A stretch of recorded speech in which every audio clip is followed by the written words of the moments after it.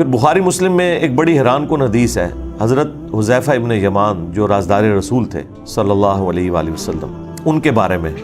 وہ اپنے شاگردوں میں بیٹھے ہوئے تھے، تو حضرت عمر فاروق رضی اللہ تعالیٰ عنہ اس وقت امیر المومنین تھے اپنے دور خلافت کے اندر، تو وہ وہاں ان کے پاس آئے، تو انہوں نے لوگوں کی موجودگی میں حضرت حذیفہ سے کہا کہ حذیفہ ذرا مجھے وہ حدیث سناؤ جو تم نے رسول اللہ سے فتنوں کے متعلق سنی ہے کہ حضور کی وفات کے بعد فتنے آئیں گے۔ انہوں نے کہا کہ وہ تو بہت ساری احادیث ہیں، تو حضرت عمر نے کہا نہیں، میں اس بڑے فتنے کی بات کر رہا ہوں جو سمندر کی موجوں کی طرح آئے گا،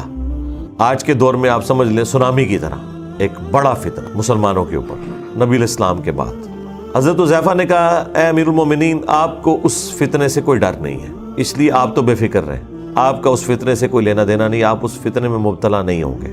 البتہ فتنوں اور امت کے درمیان ایک دروازہ ہے، جب تک وہ دروازہ نہیں کھلے گا نا وہ فتنے اس امت پہ آئیں گے ہی نہیں۔ تو سیدنا عمر نے کہا کہ مجھے بتاؤ وہ دروازہ کھولا جائے گا یا توڑا جائے گا؟ تو حضرت حذیفہ ابن یمان نے کہا کہ وہ دروازہ کھولا نہیں جائے گا، اسے توڑا جائے گا، یعنی زبردستی وہ دروازہ ہٹایا جائے گا جس کی وجہ سے امت کے اوپر فتنے اور آزمائشیں شروع ہو جائیں گی۔ بس یہ گفتگو کر کے حضرت عمر وہاں سے چلے گئے۔ اب شاگردوں کو پھر کھلبلی مچ گئی کہ کوڈ ورڈز میں باتیں کر رہے ہیں کہ سمندر کی موجوں کے مانے دیکھ فتنہ آئے گا، ٹھیک ہے جی، اور وہ ایک دروازہ ہے جسے توڑا جائے گا،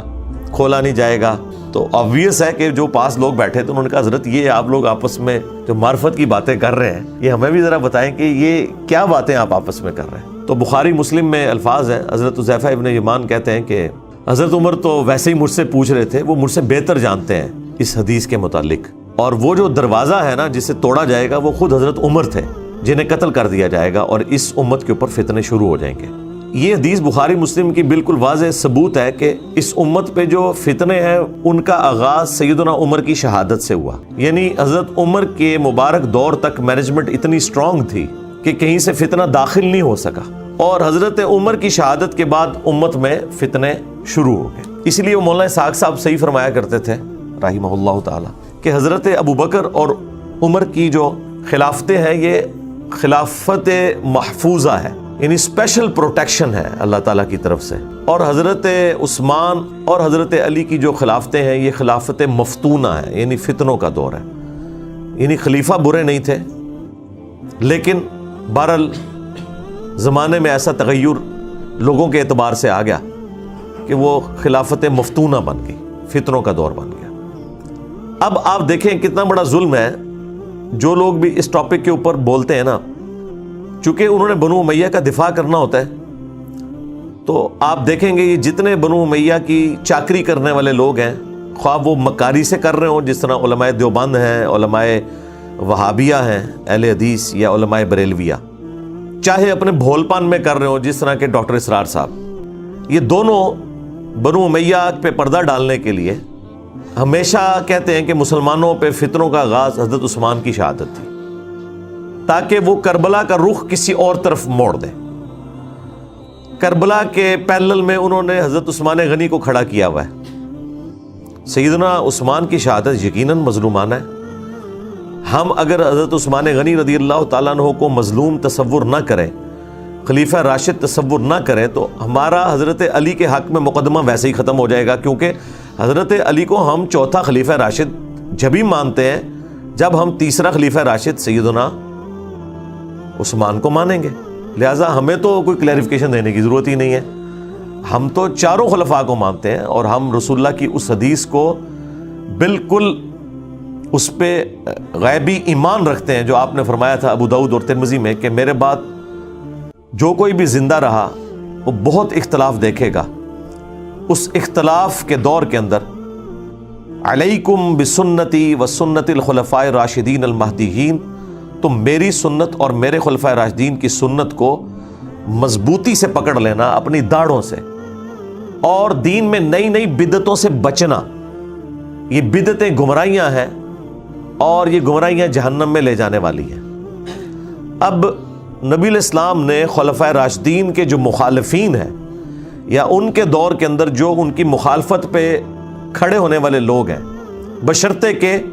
وہ خلفاء ان کے اس اختلاف کو صحیح نہ مان لیں۔ اگر وہ خود مان لیں کہ یار یہ ہماری جو مخالفت کر رہا ہے یہ بندہ ٹھیک بات کر رہا ہے،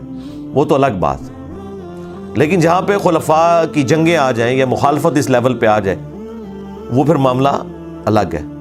تو نبی علیہ السلام فرمایا کہ تم نے میری اور میرے خلفاء راشدین کی سنت کو لازم پکڑنا ہے۔ اس لیے دیکھیں کہ ہم حضرت ابوبکر صدیق رضی اللہ تعالیٰ عنہ کے مقابلے پر منکرین زکوٰۃ کو، مرتدین کو نہیں درست سمجھتے، سیدنا عمر کے مقابلے پر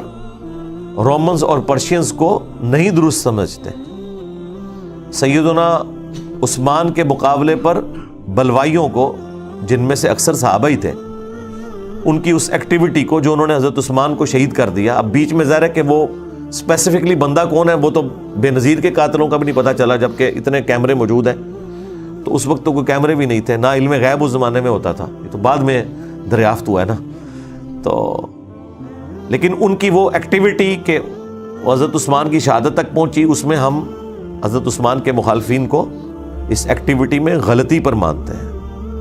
اور ان کی طرح مکاری نہیں کرتے کہ اجتہادی غلطی کہتے ہیں، صراحتاً غلطی ہے، فساد ہے، فتنہ ہے۔ لیکن حضرت عثمان اتنے اپ رائٹ تھے کہ بخاری میں 695 نمبر حدیث ہے، جب ساتھیوں نے پوچھا کہ نماز ہمیں فتنوں کا امام پڑھا رہا ہے اور ہمارے امام آپ ہیں، آپ محصور ہو چکے ہیں اپنے گھر میں، اب ہم نماز اس مسجد میں جا کے پڑھیں یا گھر میں ہی پڑھ لیں؟ تو سیدنا عثمان نے کہا کہ نماز ہی تو مسلمانوں میں ایک اجتماعی نیکی کا کام ہے، نیکی کے کاموں میں ساتھ دو، برائی میں ان سے الگ رہو۔ اگر وہ یہودی ہوتے تو حضرت عثمان کیسے کہہ سکتے تھے کہ ان یہودیوں کے پیچھے جا کے نماز پڑھو؟ آج کوئی مسلمان فتویٰ دے گا کہ یہودیوں کے پیچھے نماز ہو جاتی ہے؟ وہ پتہ تھا کہ وہ صلح حدیبیہ کے صحابہ ہیں، ان میں اختلاف رائے بھی درست تھا، مخالفت درست نہیں تھی، اس کا جو ایکسٹریم رزلٹ نکلا وہ درست نہیں تھا، بہرحال وہ سارے کا سارا معاملہ تلپٹ ہو گیا۔